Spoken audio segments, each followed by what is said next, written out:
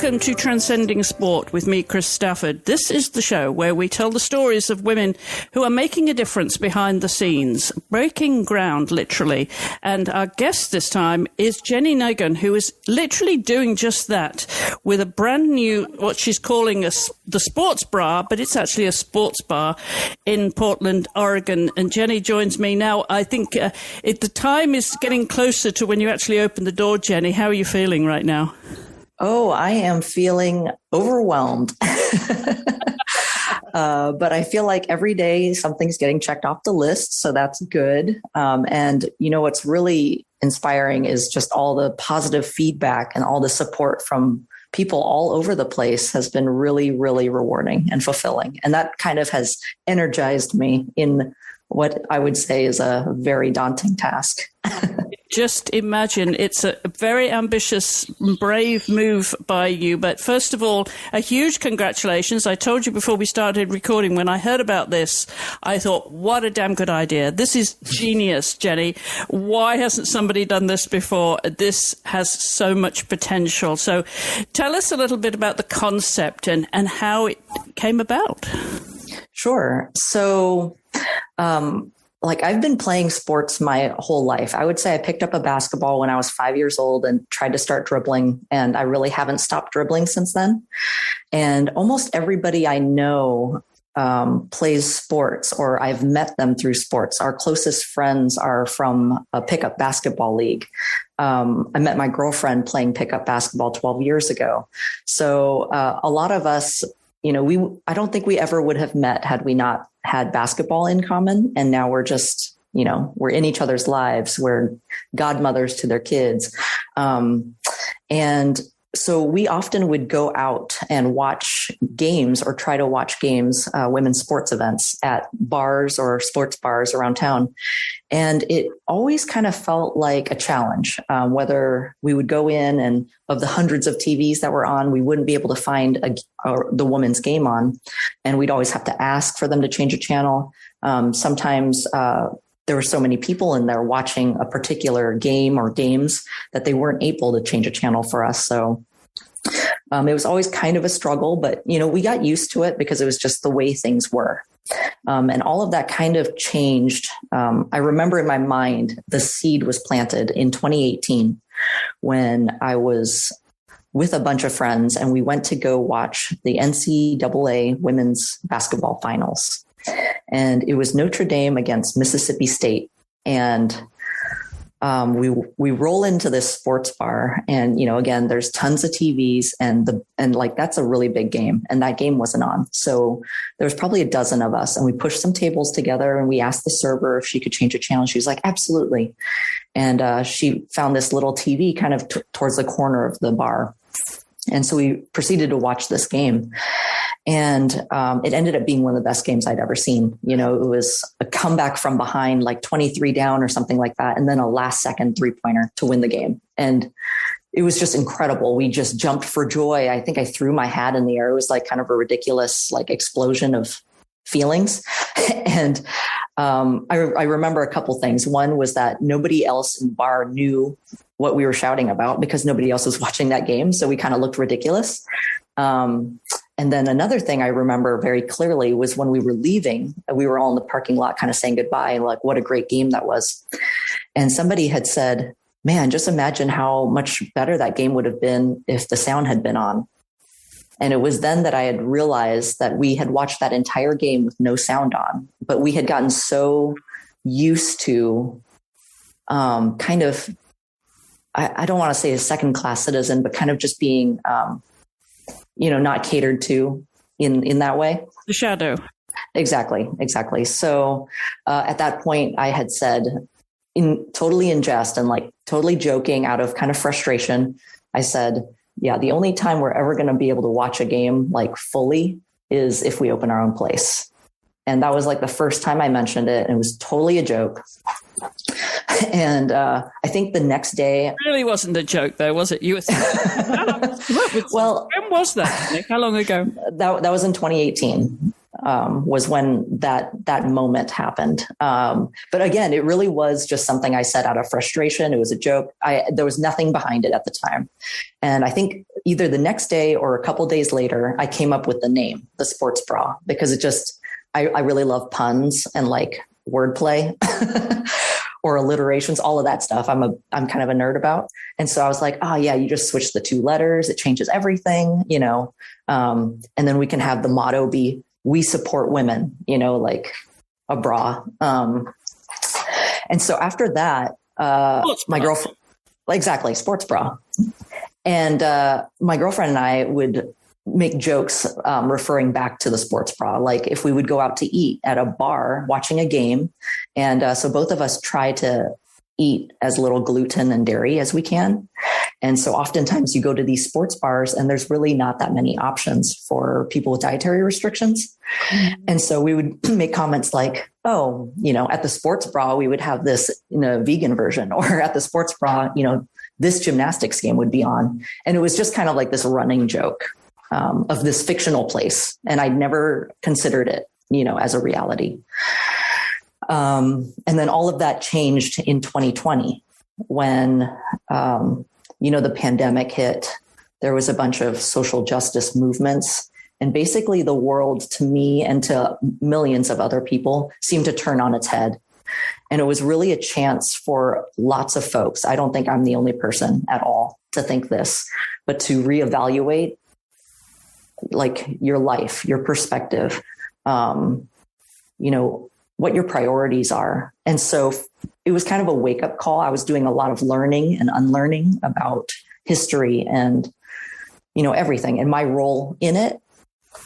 And I had been working in like soup kitchens, like now and then with a local like homeless teen shelter, and delivering food boxes and donating, like those little things that, you know, kind of help me feel like I'm part of a solution a little bit. Yeah.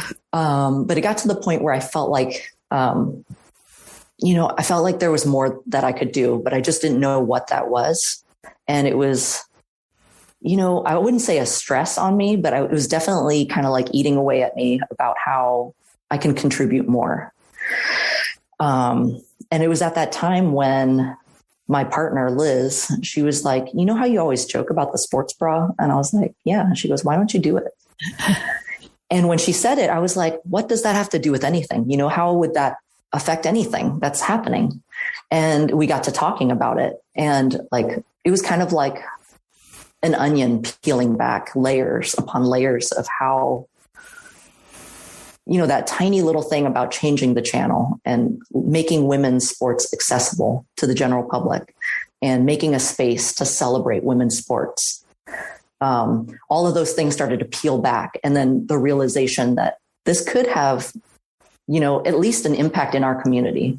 And then on the greater scale, maybe, you know, don't want to like overshoot it, but, you know, maybe this would get people more invested in women's sports by seeing that there's an interest, because so much of women's sports, I mean, there are millions of women's sports fans out there. You know that. Mm-hmm. And, you know, your listeners know that. But the general public and mainstream media, I believe they don't think that that's true because they're not seeing it. And when I think about how women's sports fans celebrate women's sports, there's really only 2 ways that I can think of. One is that they buy a ticket and they go to that game, which is very limited seating and limited when you can do it. Sure. 2, they're online. They're streaming games online. They're chatting, tweeting, sharing, liking, you know, commenting, all this stuff online, which can be done in the palm of their hand, in the privacy of their own home, inside their car, at their workplace, not in a place that is public and visible. And so when as I thought more about the sports bra and what it could mean, having a space that shows people the interest and the amount of, there's so much untapped potential financially for businesses, companies, organizations, mainstream, large businesses, companies to invest in women. And really that, if that happens, you're talking about funding women's sports. You're talking about more equity in pay and just on and on and on, the domino effect, you know? Yeah. and you're increasing the visibility. You know, people can walk in off the street and see women's sports. You know, young girls can see women's sports as well as the sports fans out there. And the mainstream, as you say, the public who otherwise wouldn't have easy access to watching women's sports. 100%. And like people don't, I feel like people don't know that they're missing it until they realize that they're missing it. And so you have to give them something to miss. So now, you know, the sports bra, the idea and everything has really like triggered a bunch of people to really talk about the conversation of not why hasn't this been happening? Like, this is 2022. Like, seriously? And so now it's like, wow. And it's kind of like a light bulb, you know? And then when people do realize that there are so many people interested, you know, now we can start seeing investment in it. And it's like companies can be like, oh, wow, you know, this has got a really great response. Maybe there is, you know, profits to be made here. Yeah, for sure. Mm-hmm. But it's great to have an idea, but how did you turn the idea into reality? Did you have any background in business and restaurant and, you know, catering? Sure. That's a great question. So I had played basketball like my whole life. It became my identity, you know, all through middle school, high school. I was like the basketball player. And that's what everybody kind of knew me as. And it helped me get through, you know, the awkward years as being a varsity basketball player. So that helped. But my first year in college, about a week before my first basketball game, I blew out my ACL. I was 19 years old, and it really just, you know, not to be over dramatic, but at the time I was devastated. I just felt like my identity was gone. And I kind of went through a little like a depression, you know, and I was on my way to college, and I just didn't know what was the next step for me. So I get to college in Bellingham, and the food at the cafeteria was leaving me much to be desired. So I started to cook in the dorms on my own and realized that I really liked it. And so like I just, I started to cook more and more, and then more for my friends, and realized that it was really a passion. So I went from being kind of a basketball player to loving cooking. And so I immediately told my parents that I wanted to be a chef. And, you know, at first they were not approving, but they said that if you finish college, you know, you can do whatever you want. So that's what I did. I finished college and I came back to Portland and went to the Western Culinary Institute. I did an expedited program there while working full time at some fine dining restaurants in Portland, and then have been cooking ever since. So I'd been cooking in kitchens for over 15 years. And my latest job was as executive chef at Reed College for Bon Appetit Food Management Company, which is a large corporate. We do a lot of corporate kitchens. So you're turning your passion into a real purpose now, aren't you? Right. So it just seemed like the perfect meld of sports, my love for sports, particularly basketball, and my love for food, which is cooking. And so it seemed like the perfect mix, and kind of, I don't believe in destiny really. So just the finest of coincidences. And I was born and raised in Portland. So this is my hometown. Yeah. And what a better place to, I mean, there really is a wonderful location for this too. You know, so much happens in Portland. It's really the it city, isn't it? So I can imagine that you have a community there just waiting for you to unlock that door. Oh yeah, it's been incredible. People are so excited. Like I had imagined people would be like, people I know and friends and family and stuff would be excited, and other fans would be excited. But it's been like, I've been getting messages from people who are like, we don't even like sports and we cannot wait to come. You know? Oh, you're going to convert them, you see. You're going to bring a new audience to women's sports, Jenny. That's what I'm talking about. Like, I feel like just give people the access and they will come. Well, what's the expression? If you build it, they will come. Yeah, that's the one. Exactly.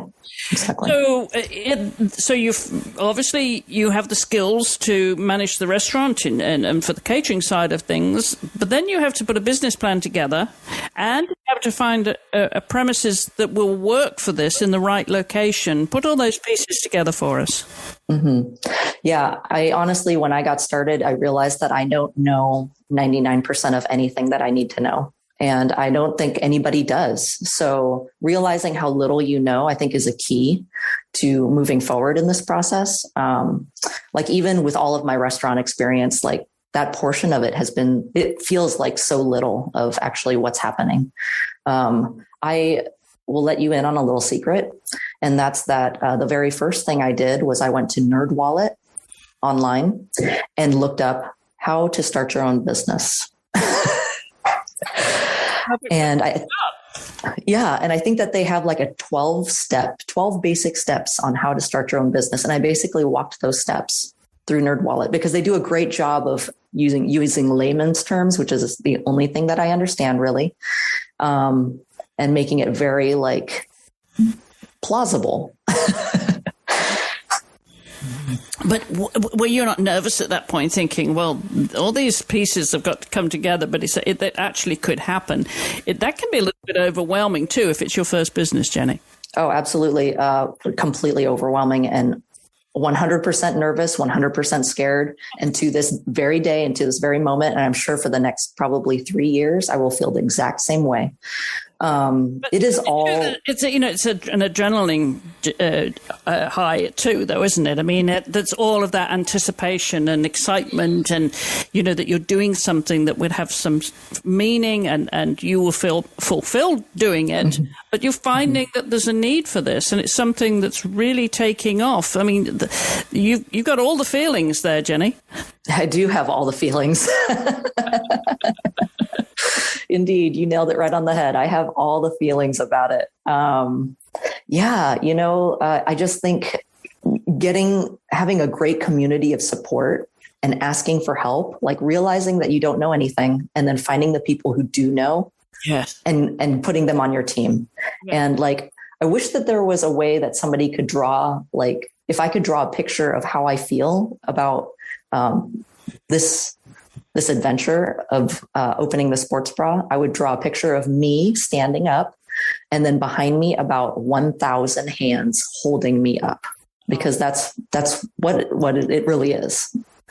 No one, I don't think anyone does this alone. And I just want to, with my social media and everything, I'm trying to make sure that people know that there is just a huge community of help that I'm getting behind me. So that's awesome. As they say, it takes a village, doesn't it? It really does. It really does.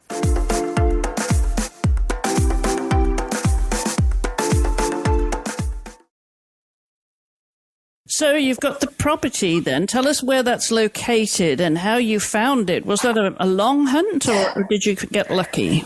Sure. So we're located at 2512 North East Broadway. So it's Northeast Portland.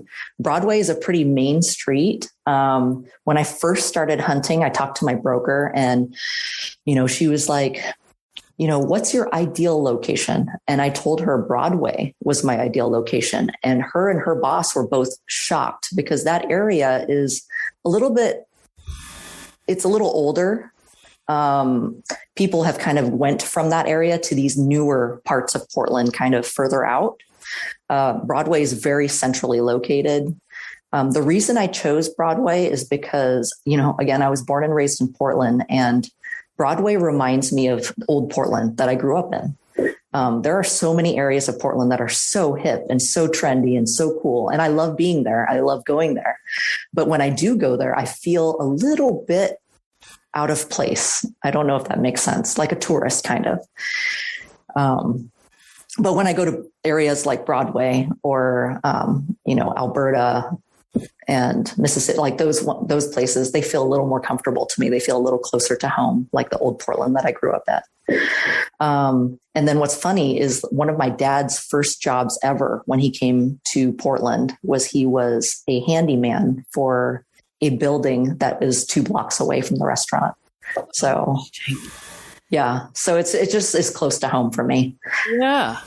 Mm-hmm. So you found the property, and then obviously you had to go through all that entails of, was it a lease or did you buy the building? It's a lease. I have a lease on it. And the owner of the building, he is also a chef and was a restaurateur. And, I think that he probably had a bunch of interest in the space because it is a good location and it's a good size. But he texted me and he was like, I really love this concept.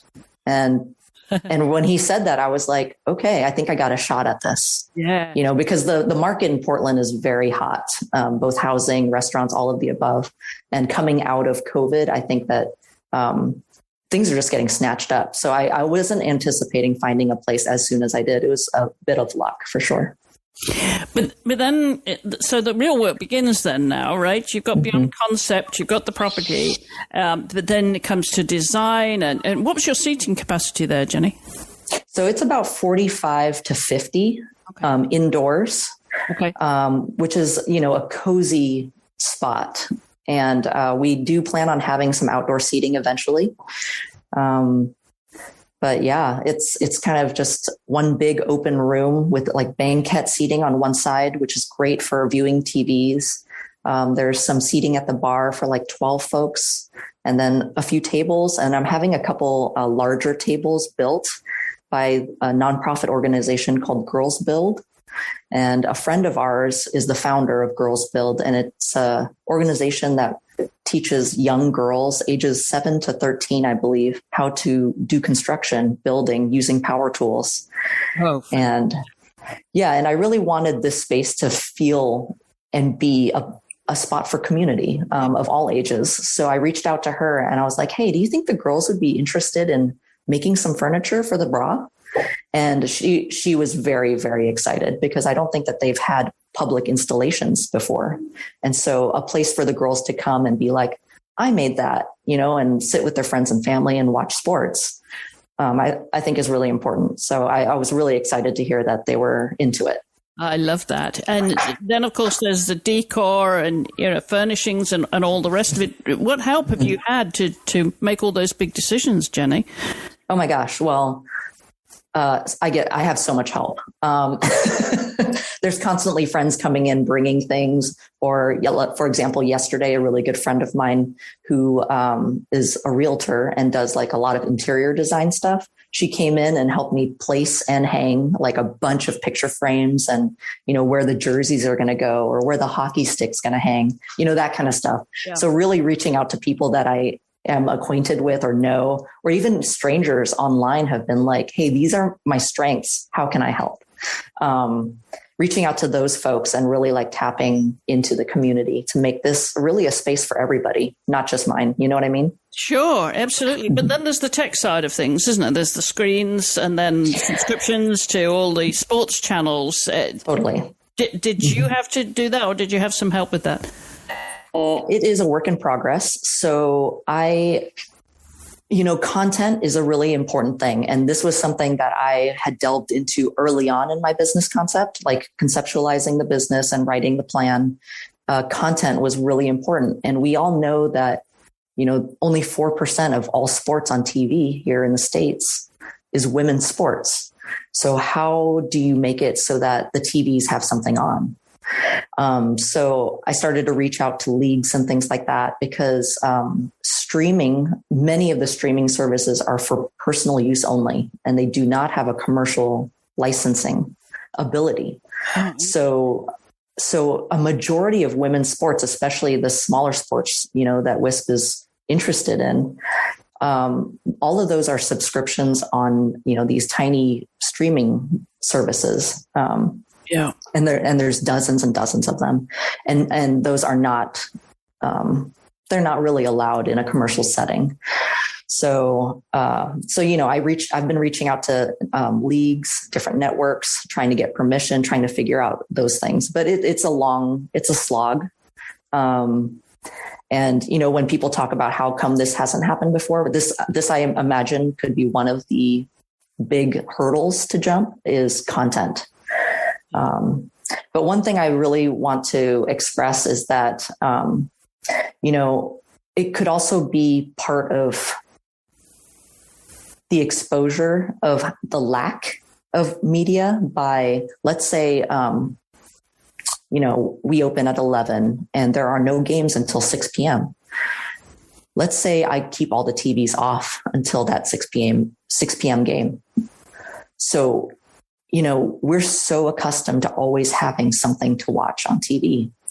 And maybe it would be so impactful for people to come into the sports bra and all the TVs are dark and they being like, where are the sports? And and the answer is there aren't any on TV, so that is definitely an option. So having those moments like, aha, and then just drawing that awareness. But still having the space, for people to be at and drink and eat and be surrounded by memorabilia of women's sports teams and jerseys and things like that. And to share that experience, I think is still going to be fantastic, even with the TVs off. But if there are games on TV, we will show them. But wouldn't that be an opportunity for advertisers and sponsors to advertise in the sports bra on those screens? That's real estate. 100%. I agree.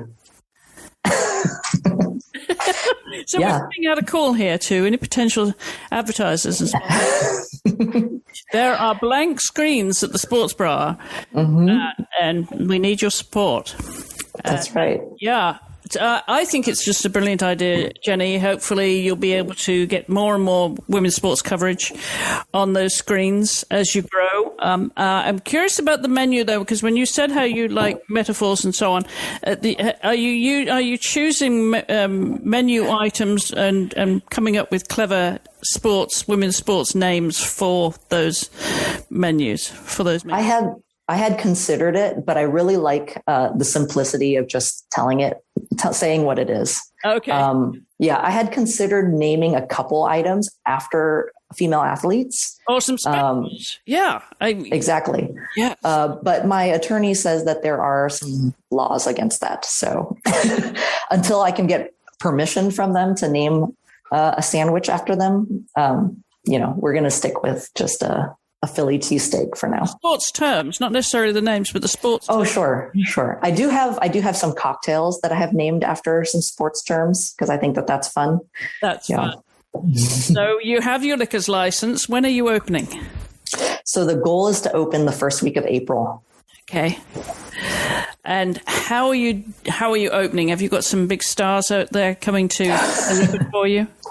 Not that I'm aware of, no. Well, if there's any big stars out there listening, I think you should trot down to North East Broadway and cut the ribbon for Jenny. I think that's a big occasion in and of itself, right? I think that should be a moment to attract the media and get some big names there to stand behind you as you cut the ribbon. Sure, I appreciate the shout out. There you go. But Jenny, this clearly, as I said to you before we started recording, this is such a great idea. It just speaks franchise to me around the country because I don't see another sports bar for women anywhere in the US of A. Do you? Mm-hmm. I don't, and I haven't seen one. I've seen some pop-ups where they take over a bar for like a night or, to view a game. But nothing that has been a full-fledged, dedicated sports bar like the Sports Bra. Yeah, I envision that perhaps in the future there will be more of them across the country. That's a long-term dream of mine. But for now, I'm focusing on getting the Sports Bra PDX off the ground and successful. Yes.